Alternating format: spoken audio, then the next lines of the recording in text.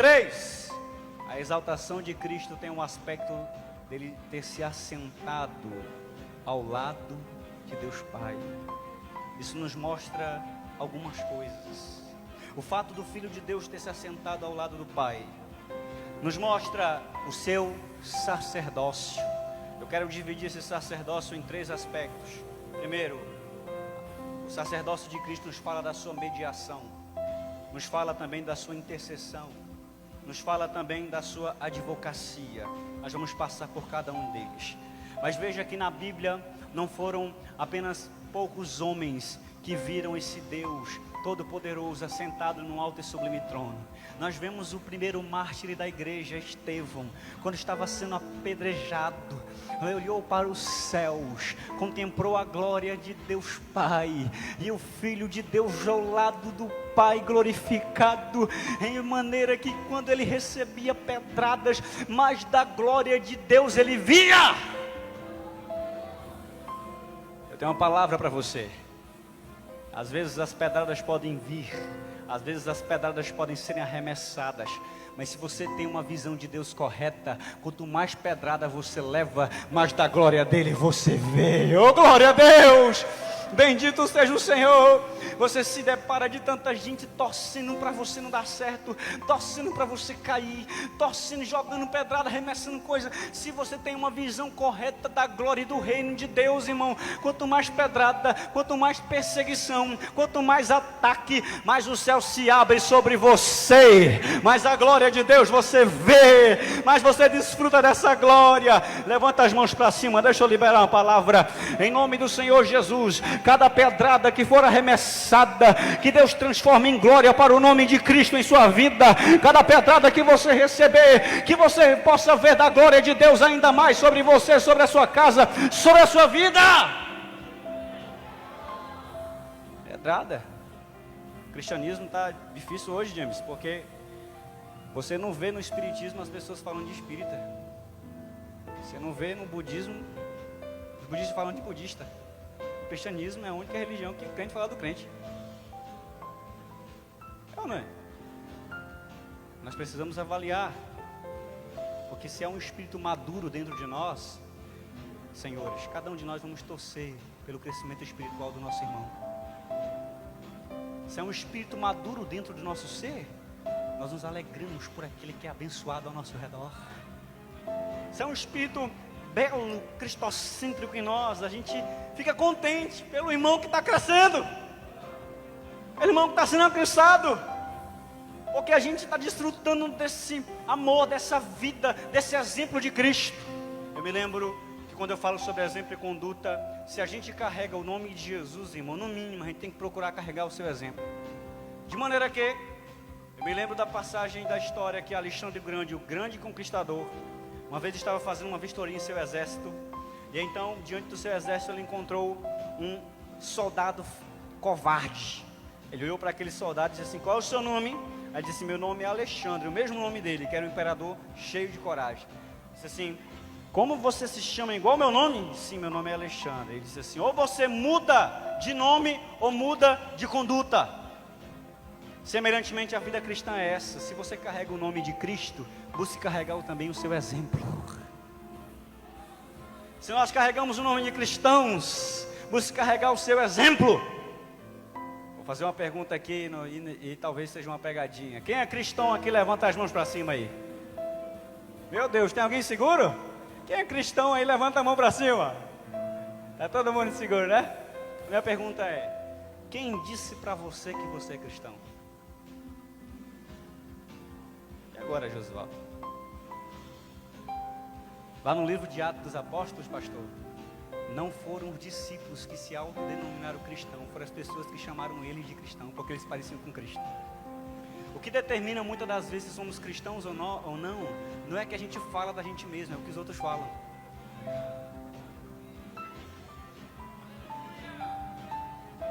Quer saber quem é um pai? Pergunta para os seus filhos. Quer saber quem é uma mãe? Pergunta para os seus filhos. Quer saber quem é um esposo? Pergunta para a sua esposa. Quer saber quem é a sua esposa? Pergunta para o esposo. Quer saber quem é um líder ou um pastor? Pergunta para a sua igreja. Quer saber quem é um obreiro? Pergunte para os outros obreiros. Quer saber quem é um cristão? Pergunte para aqueles que convivem ao redor dele. O que determina muitas das vezes se somos cristãos ou não é o fato da gente declarar que é cristão, é o fato das pessoas verem Cristo em nós e dizerem, eles são cristãos, aleluia. É o fato deles olharem para a gente e dizer assim, eu vejo Cristo neles. Porque os apóstolos não disseram, nós somos cristãos, eles só viveram Cristo, Tiele. Eles só viveram Cristo. E as pessoas disseram, eles se parecem com Jesus, eles são cristãos. Levante suas mãos. Que essa marca possa carregar sobre você as marcas de Jesus e serem desenvolvidas sobre você. Pela graça de Deus, irmão, a gente consegue, só pela graça de Deus, porque pela nossa própria força a gente não consegue. Uma vez eu estava viajando, fui inventar de sentar, estava esperando meu ônibus, sentei perto de uma mulher e fui passar por descrente, para mim saber como é que um cristão evangeliza um descrente. Eu disse assim, moça, você congrega, me diga como é que é essa questão de servir Jesus, como é que é essa questão de ser perdoado. E ela começou a falar comigo, a senhora, olha, Jesus perdoa, Jesus salva, foi falando. Só que no medida da conversa, eu estava cansado, foi uma viagem estressante. E então ela olhou para mim e disse assim, vem cá, você não tem cara de descrente não. Eu não falei nada. Aí ele disse assim, mas por que, moça? Eu quero saber como é que a gente faz para ser salvo e perdoado dos nossos pecados. Ele disse assim, deixa eu dizer uma coisa para você. Olhando para você, eu não consigo ver uma pessoa descrente. Pelo contrário, eu vejo um homem de Deus e não consigo dizer por quê. E ela falou isso assim, eu fui embora, sem falar nada para ela. Essa marca deve ser carregada em nós. A marca do Espírito de Deus. Ei, lá no seu trabalho as pessoas dizem que você é cristão. Dentro da sua casa as pessoas dizem que você é cristão. Lá onde você está no colégio as pessoas dizem que você é cristão. Aonde você anda, se você carrega esse nome, carrega essa conduta. Que não é por você, você não consegue pela sua força, consegue pela graça de Deus. Outra vez eu tive uma fome de comer um hambúrguer e fui parar ali na esquina. Do nada um cara apareceu e disse assim, eu não consigo entender, eu fico olhando de longe para você, mas tem alguma coisa diferente. Começou a dizer a vida dele para mim e pediu para segurar nas minhas mãos e disse assim, irmão, eu que fiz de tudo para me permanecer em Cristo pelas minhas próprias forças e não consegui permanecer. Me diga qual é o segredo para me permanecer em Jesus. Eu olhei para ele no entendimento da nossa conversa e disse assim, foi exatamente esse o teu erro, tentar viver a vida cristã pela tua própria força, pelos teus próprios feitos e realizá-la pelas tuas próprias condições. A vida cristã é vivida pela graça do começo ao fim. Essa graça que nos dá força para recomeçar quando a gente cai, essa graça que nos fortalece quando a gente está fraco, essa graça, aleluia. Receba dessa graça nessa noite em nome de Jesus. Que Deus traga sobre a tua vida um tempo novo, em nome de Jesus, sobre a tua família. Essa graça cristã, quando você tropeça, ela tem capacidade de te levantar. Essa graça!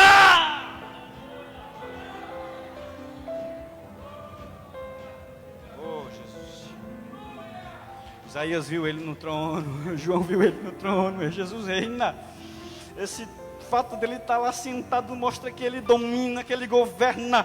E esse governo nos dá uma segurança de que muitas das vezes a gente pensa que esse Deus perde o controle da gente, mas ele coloca a gente em certas circunstâncias só para mostrar que ele está no controle. Escuta o que eu vou dizer para você. Às vezes Deus vai te colocar em situações que tu não consegue controlar. Sabe por quê? Que é para ele mostrar que controla ele. Às vezes ele te coloca em condições que você não consegue dominar. Diz, Deus, daqui para frente eu não consigo fazer mais nada, Deus. É para mostrar que eu e você temos que depender dele e que é ele quem domina a sua vida e está no controle.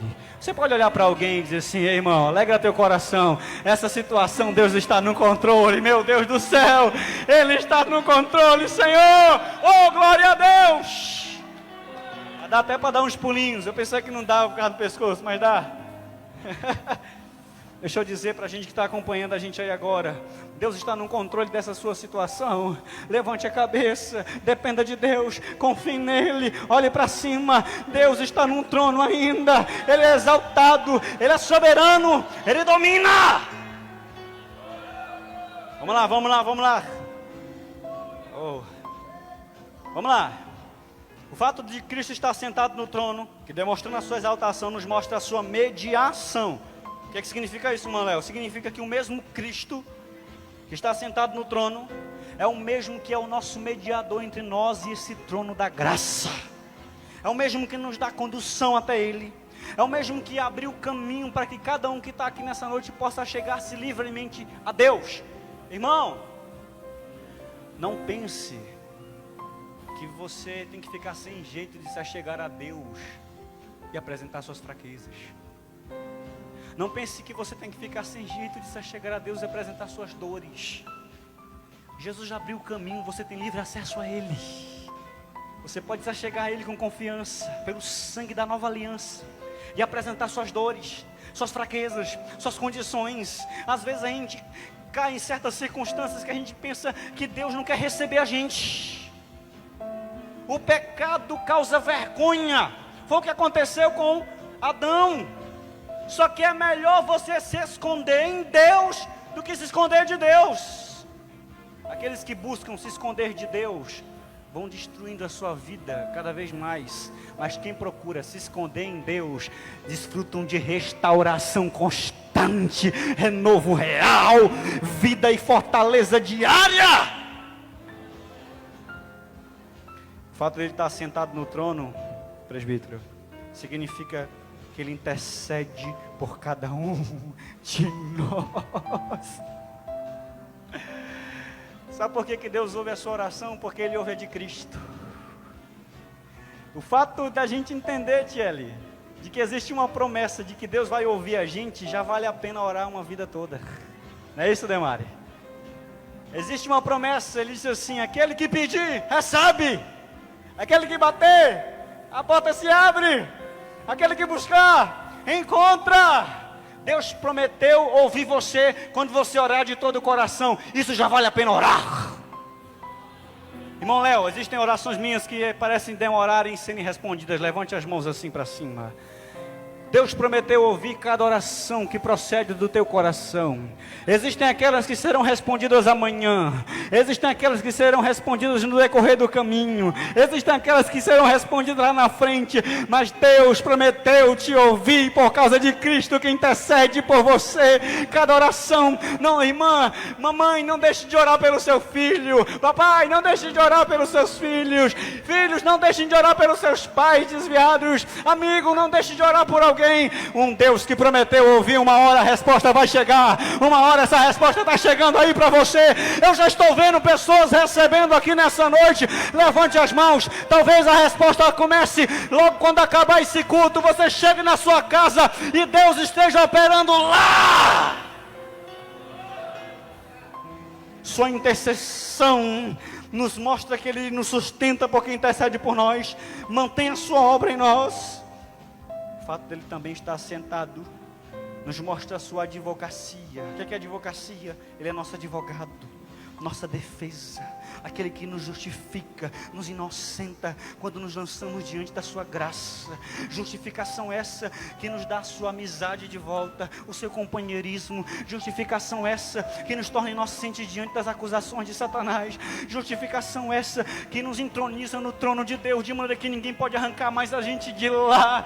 Justificação essa que é o fato dele te inocentar no tribunal divino e dizer assim: ele pode ter cometido muita coisa, mas o meu sangue inocentou ele de todo o pecado. Aleluia!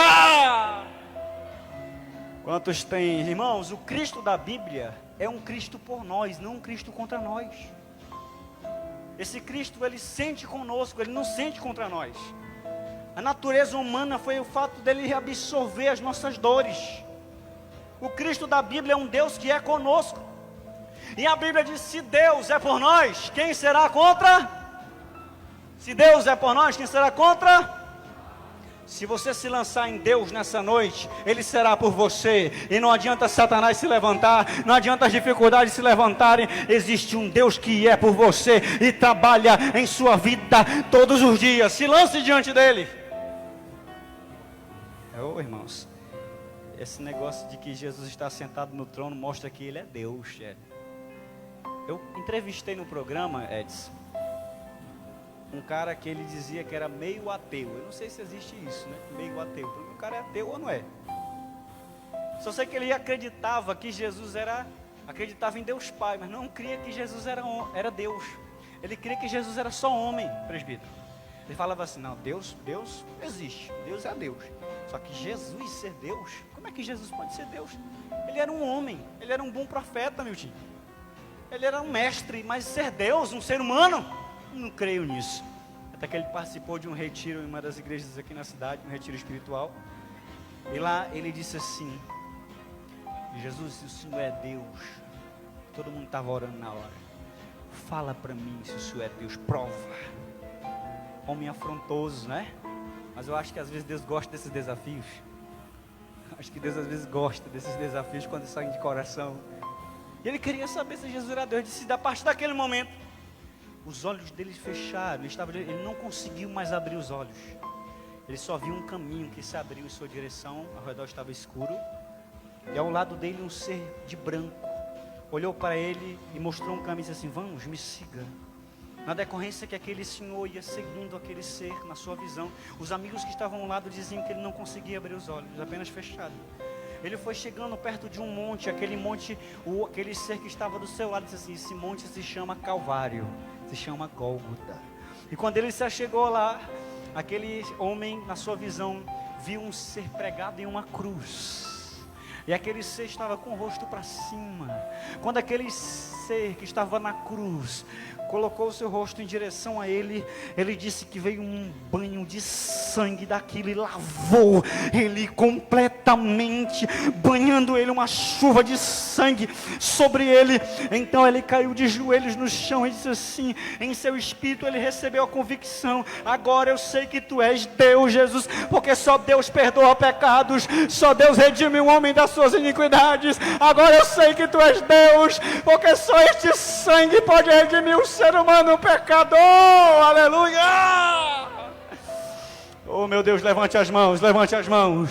Esse sangue tem poder para lavar você nessa noite, em nome de Jesus. Nós estamos aqui na Assembleia de Deus em Tailândia para dizer que há poder no sangue de Jesus para lavar o mais vil pecador, para lavar aquele que se achega a Ele. É um refúgio que limpa, purifica, restaura e muda. Ele é Deus. Vamos caminhar aqui para o final. O fato dele estar sentado no trono nos mostra que ele é rei, reina. Quando João teve a sua visão, ele viu o cordeiro e o leão. Cordeiro nos mostra a sua humildade, o sacrifício, a mansidão, a ternura, a simplicidade desse Cristo.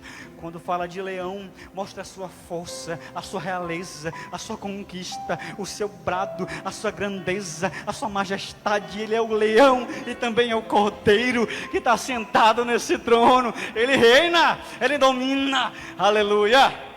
E por último,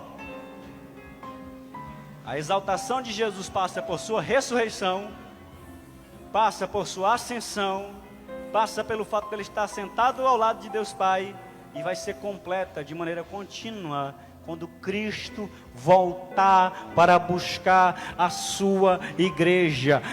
Aqueles anjos que receberam o coração daqueles discípulos tão tristonho, olhando para Jesus subir, diz assim: calma, varões galileus, aquele que assim está subindo um dia vai descer para buscar a sua igreja, da mesma maneira como ele subiu, ele está chegando aí, ele está voltando.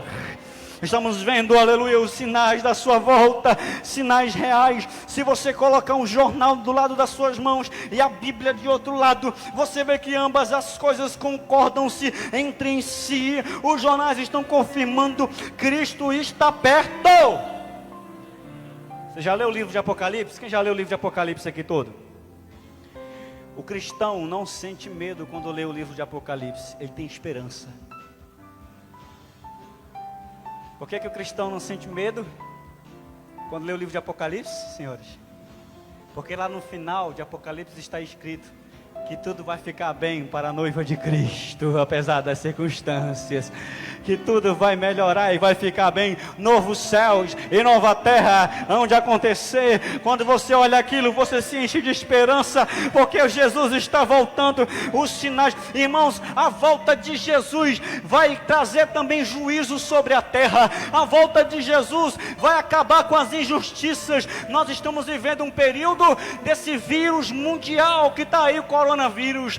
As pessoas, os cientistas já estão dizendo que estamos perto de uma pandemia. Oh meu Deus do céu, que Deus prepare a sua igreja. Eu penso que isso é só preparação de alguma coisa ainda maior que a de vir, irmãos. Mas que Deus guarde o seu povo e prepare cada um de nós. O tempo está próximo, a volta de Jesus vai acabar com as injustiças, vai demolir os sistemas corruptos, sejam eles políticos, religiosos ou culturais. Naquele grande dia, quando o Filho de Deus aparecer, todo joelho há de se dobrar diante da sua glória, e a igreja há de subir, subir, subir, para abraçar o seu noivo mediante a sua glória, exaltá-lo para sempre. Disso, igreja, nós desfrutamos. Essas são as garantias do Cristo que está exaltado entre os anjos e recebe adoração de santo, santo, santo. Santo é o Senhor dos exércitos. Fica de pé comigo, só quem espera a volta de Cristo nessa noite, meu Deus do céu, só quem está aguardando essa volta. A Bíblia diz: aquele que tem essa esperança purifica-se a si mesmo. Aleluia.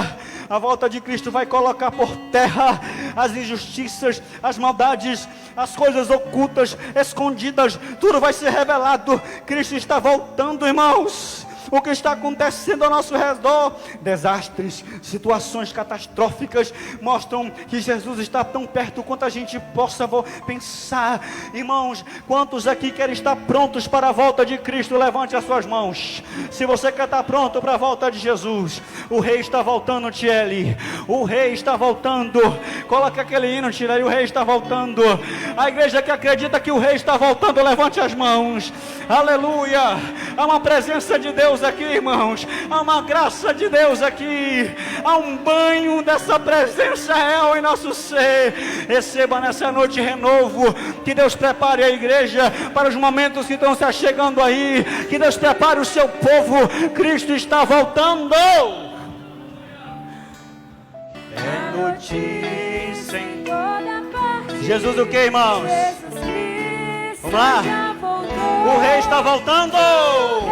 Os obreiros adoram, aleluia. Os adolescentes e jovens adoram. A trombeta. Oh, se você crê, adore o Senhor. O Cristo exaltado vai buscar a sua igreja.